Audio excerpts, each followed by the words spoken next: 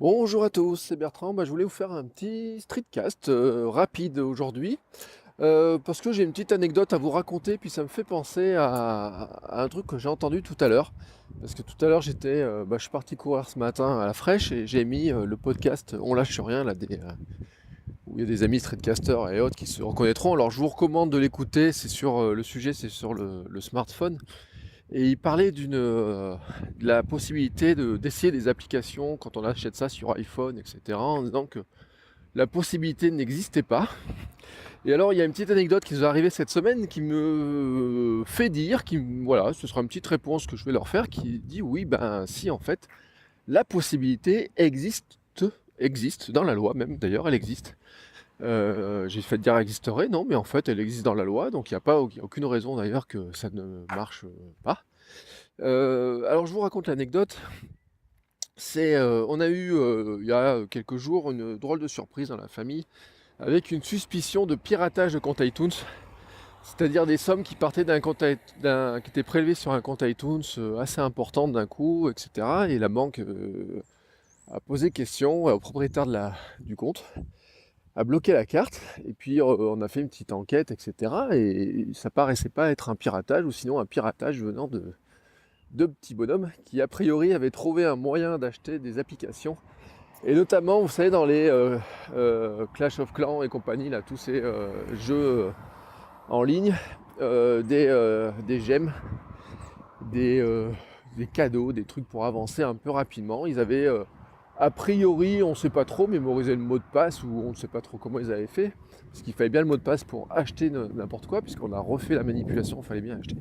Enfin bref, on n'a pas trouvé exactement comment ils avaient fait, mais ils avaient réussi à trouver un système pour acheter des petits raccourcis pour avoir plus de cadeaux dans les jeux. Et ça s'est retrouvé donc en débit du compte. Et donc la question était de savoir comment on faisait pour récupérer ça. Alors au départ, on était parti sur ce plan de manipulation un peu compliqué. Et en fait, il y a un truc qui est assez simple. C'est la loi française et la loi européenne et qui s'appelle le droit de rétractation. Alors, qu'est-ce que c'est le droit de rétractation? Il faut savoir que quand vous faites des achats, en tant que client, dans tous les cas, vous êtes toujours beaucoup plus protégé que si vous êtes le vendeur. Et nous, on le connaît dans le commerce en ligne, etc. Et donc, il y avait à une époque, vous savez, la vente à domicile, quand vous venez vous vendre une encyclopédie universalis chez vous ou chez vos parents, ou un aspirateur ou n'importe quoi, le vendeur était tellement efficace, il vous vendait n'importe quoi, et puis quand il repartait, vous disiez merde, j'ai acheté un truc pour 900 francs et j'en ai pas besoin, et je peux pas, je me suis fait avoir. Et dans ce cas-là, on avait inventé les droits de rétractation, qui partaient du principe que comme la personne était venue chez vous sans que vous alliez vous faire l'acte d'achat, etc., vous étiez pris un petit peu au dépourvu, vous ne pouvez pas vous préparer, donc il y avait un déséquilibre et que ce déséquilibre devait être corrigé et qu'on devait vous aider à le corriger. Alors le droit de rétractation, vous allez me dire qu'est-ce qu'il y a à foutre là? Eh bien c'est que dans la loi européenne et donc française est passé un droit de rétractation et ce qui vient alors dans les lois de confiance dans l'économie numérique.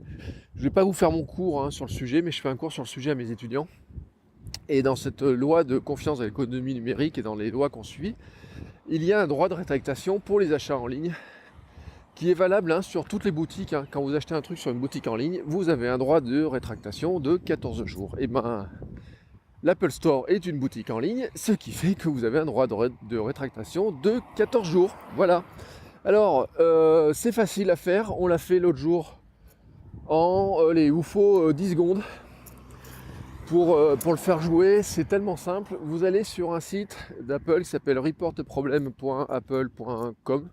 Voilà, je vous mets le lien dans les notes de l'émission. Sinon, vous cherchez droit de rétractation sur Google, Apple, et vous allez tomber sur des articles qui vous envoient vers des liens vers ce truc-là.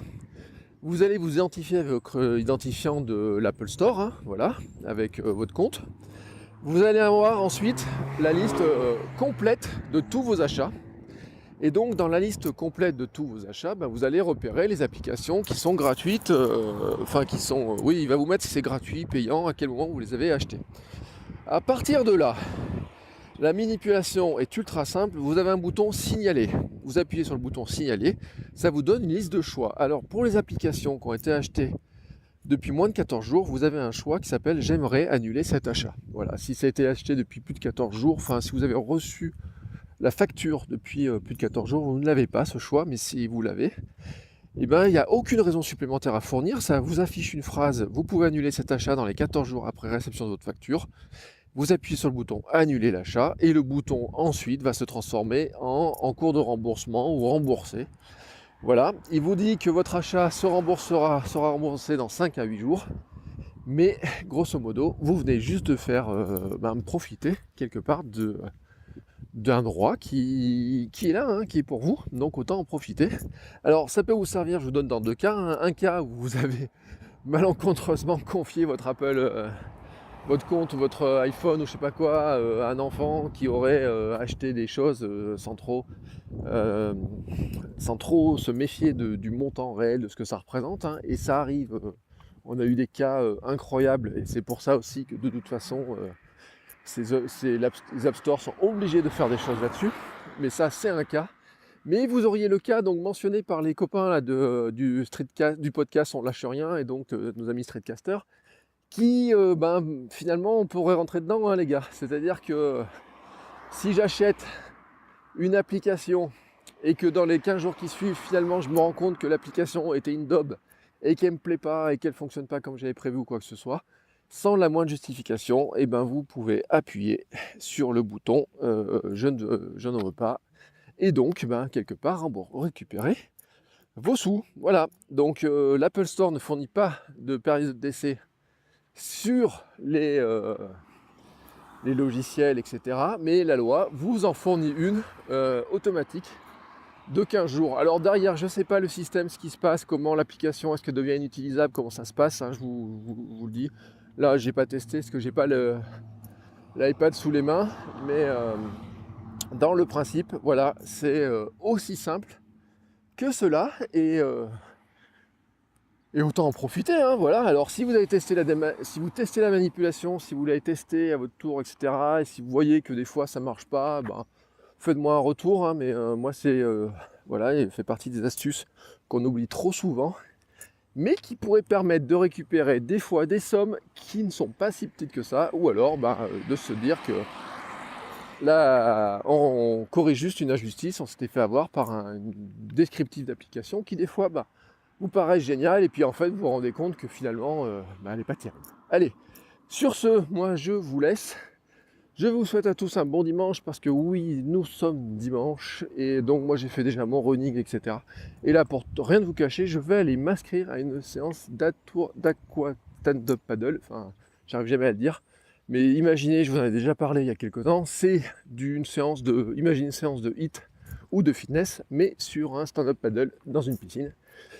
Et ça bouge dans tous les sens, et ça fatigue, et c'est justement le but du jeu. Allez, sur ce, je vous laisse, les amis. Je vous dis à très bientôt pour un nouvel épisode. J'ai d'autres trucs à vous raconter, donc je ferai d'autres streetcasts. Et dans la foulée, après, je vais même enregistrer mon podcast, votre coach web. Voilà, comme ça, j'aurai tout fait ce que j'avais prévu aujourd'hui.